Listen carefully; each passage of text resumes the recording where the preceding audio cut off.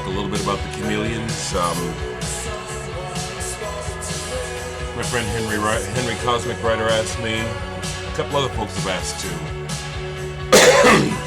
Talked about the Chameleons before. So I guess the reason why I'm being asked again is because of my personal experience with the band. I don't remember how I got turned on the Chameleons. Probably, I really don't remember. I know I heard them. Once I heard them, that was it. And this is what I heard was Script of the Bridge. Now, I'll be honest, I have been in the Chameleons and have been through so many changes that I had almost all their records, and when I switched over to CDs in the 90s, I sold and gave some away. Do I regret it? Oh God, yeah, I do. A couple things I want to say about the Chameleons. I don't exactly know why, but Crap It Out Jim from Manchester, who'll be back in a bit, he's noticed it. In my collection, I've got a lot of I've got a lot of British rock, because the Beatles is the start of that. Seriously, it was the Beatles on Ed Sullivan as a little boy just changed my life, and then it was like I wanted to know everything about music from England, and it hasn't changed. But it seems that a large contingency of Manchester bands really resonate with me. Everything from the Sound to the Smiths, and I get names mixed up, so I'm not going to try to give you a Manchester roster because I'll probably make a mistake. But I do know that in discussing music with people, it's come up time again how there's this Manchester connection to me, or Omaha or something. The Chameleons, in my opinion, are one of the finest bands ever to come out of England, much less Manchester. And in my opinion, it's simply criminal the way that they have been completely overlooked, in my opinion, seriously, by rock history. We hear about the Smiths, we hear about the Stone Roses, we hear about Joy Division, we even hear about the Sound, Adrian Borland. We hear a little bit about Mark Burgess, but not the way that I think we should. My collection is, like I said, been decimated due to being into them from the beginning. So I no longer have this on vinyl. I did have it. I bought it when it first came out. And then, what does anything mean, basically? Oh, wait a minute, what am I talking about here? Okay. See, I had to get my records out. Where are they? Did I put them away? No, I didn't. Okay, now let me just... I started today cold. I didn't really get myself back together to do this. And I'm just going to keep going, or I'm not going to do this, because... here we go. I just have a few left. And then I'll speak about that too. So I did get Script of the Bridge. Excuse me.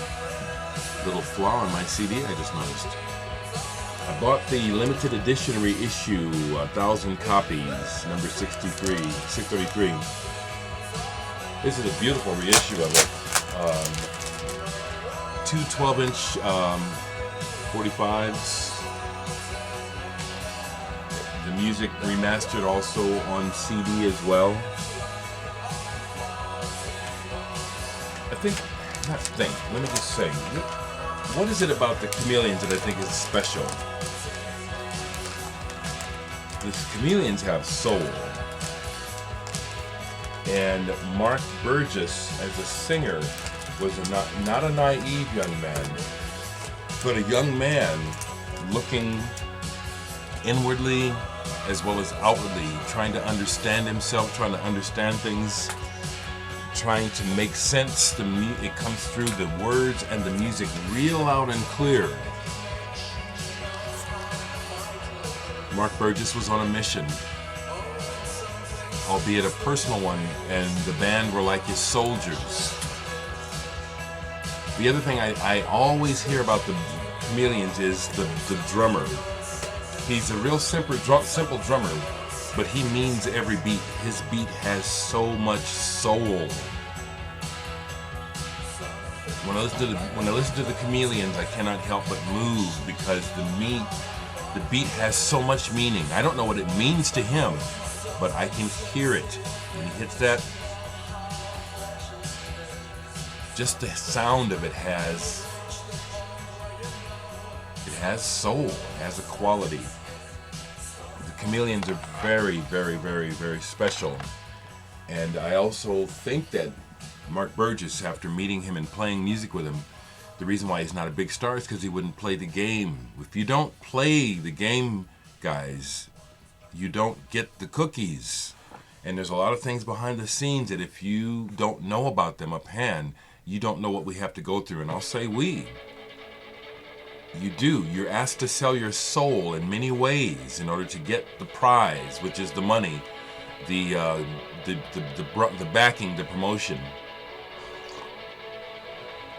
You do.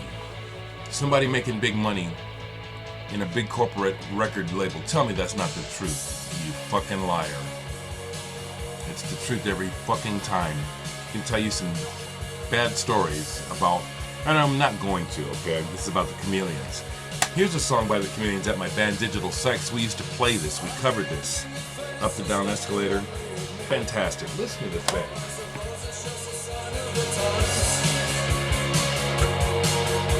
See that beat?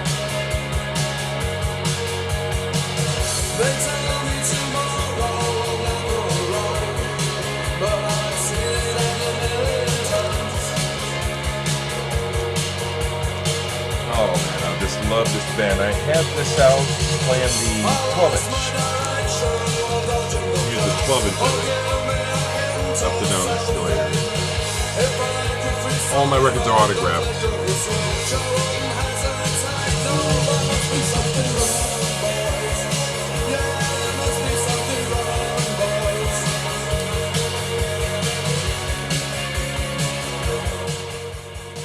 I gotta put a complaint in here because, see, some of you folks that are my friends, you won't, some of you understand this and some of you still won't understand this. I hate being in the ghetto jail of people's minds. It just pisses me off that people don't even realize it, but you can't get past my skin.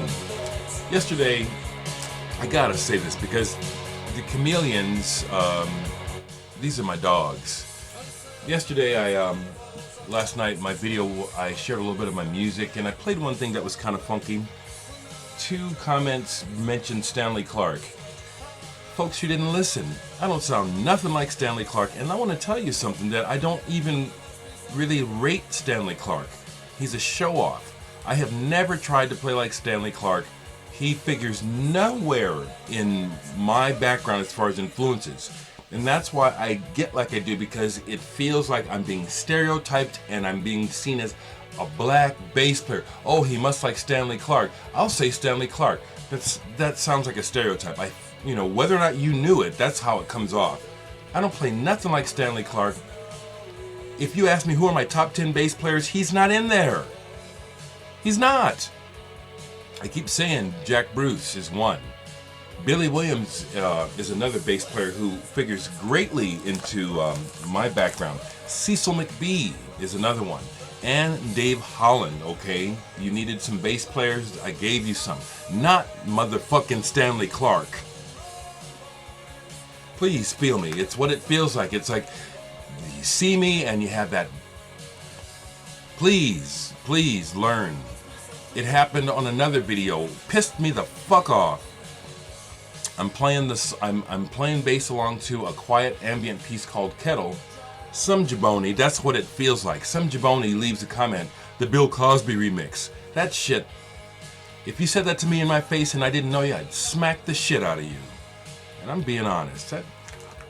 I'm a human being, people. I'm not a color, god damn it.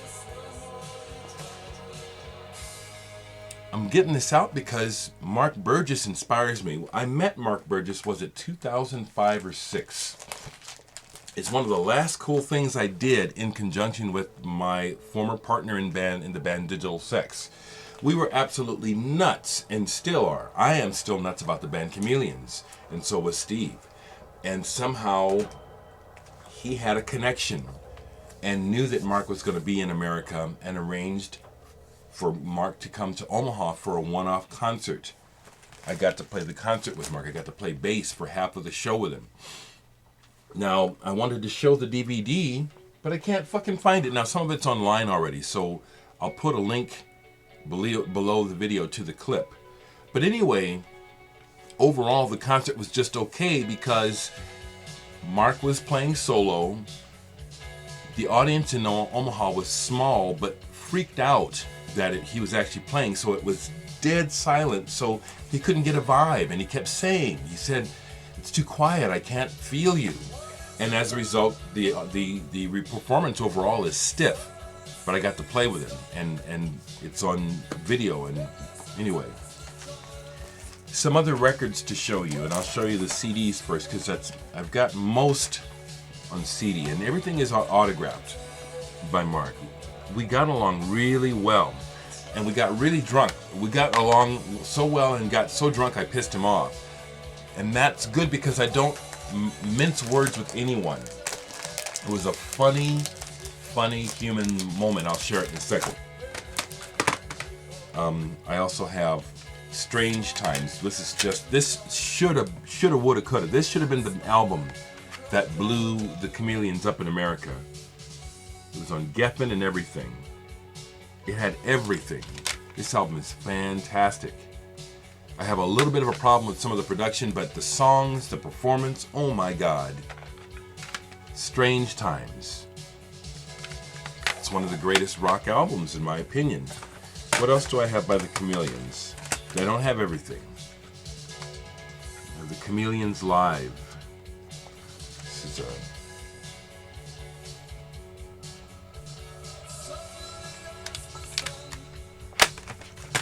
I have Why Call It Anything?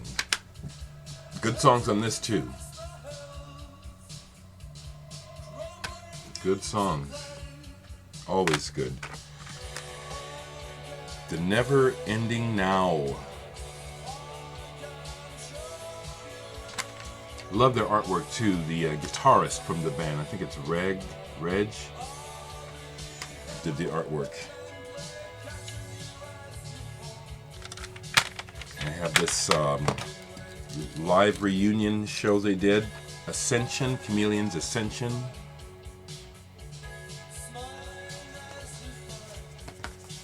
Just a wonderful band. I'm not sure what else folks want to hear, but this is one, I think these, they didn't have the effect like Nirvana did on masses, but this band was very influential behind the scenes. They deserve so much wider recognition. Here's one where I made the cover for it, Strip. I don't know what the actual cover for this looks like. I made it, Strip. Then when it comes to the vinyl, like I said, I just Up and Down Escalator. I have this early 12-inch single in shreds, Nostalgia, signed by Mark. It was really, really cool to meet and play with Mark. I got to play the song Tears. That's my favorite song by them. And yeah, it brought tears to my eyes to play it, and I had to shake them back to get through the song. Here's a Strip picture disc. Fairly nondescript picture disc, but when I saw it, I had to get it. My copy of Strange Times, autographed.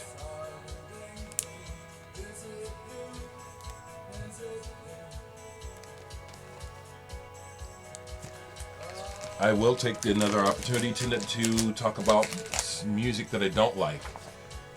This will comfort me like the blues is supposed to and never does. And then here's my favorite, Tears. This is such a fantastic. When this first came out, it would just go on repeat until I made myself insane You know, I'd have to stop for a few days and I'd come back to both sides, Paradiso 2 and Inside Out. Fantastic. Yeah, one of the high points of my life was meeting and playing with Mark Burgess. Not the highest, but one of them. I only have 2 7 inches by the Chameleons, singing Rule Britannia.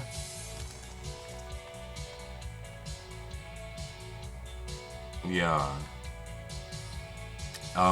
Both sides of the same song. The B side is the BBC version. And then I have proof that I had the original vinyl, because this was the extra single that came with one of the albums, In Shreds and Nostalgia. Do I still have... No, I don't. I need to get... Not need to, but I'd like to get this on vinyl again.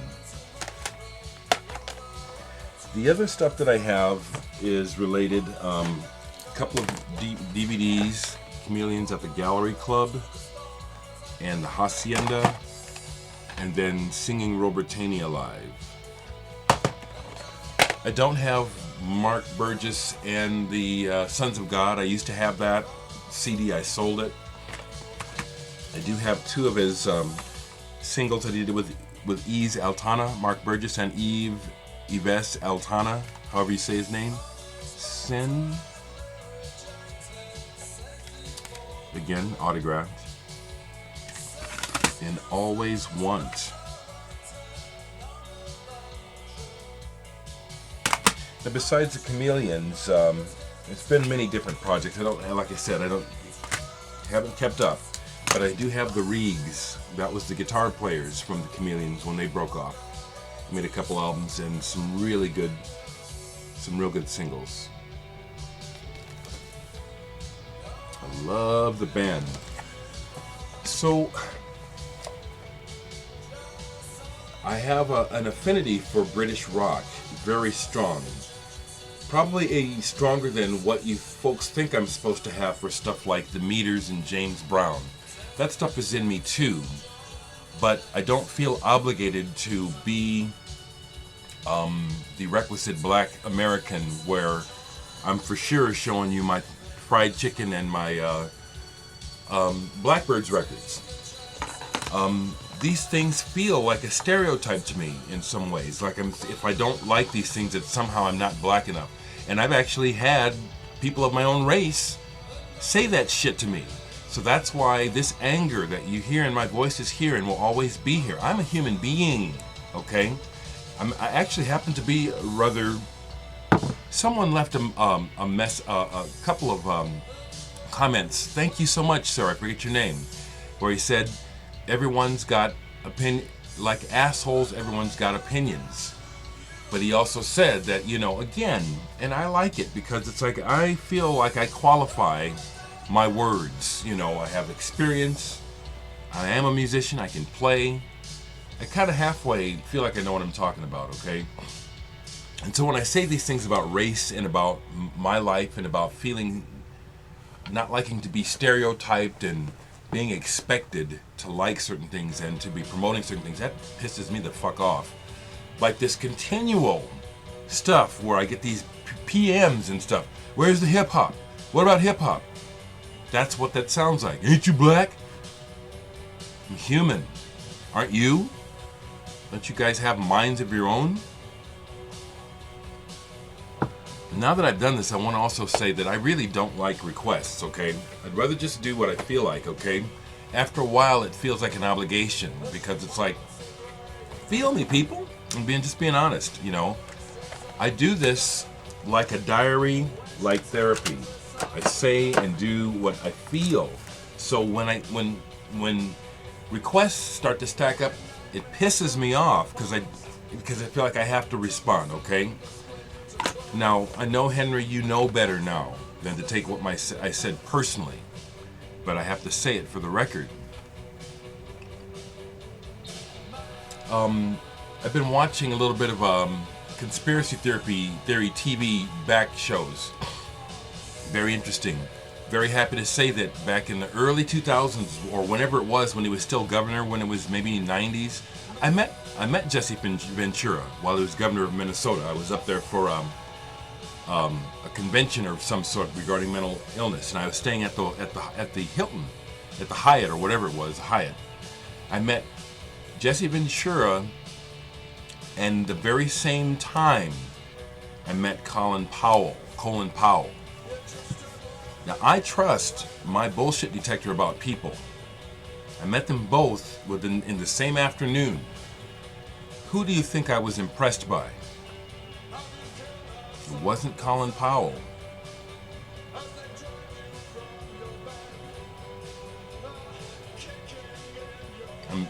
I'm remaining quiet because I wish you could read my mind. Jesse Ventura is my kind of guy. Now, if that separates more of you people, please go away. The rest of you, you feel me? I'm going to say exactly what's on my mind. The Chameleons are one of the greatest bands of all time. How's that?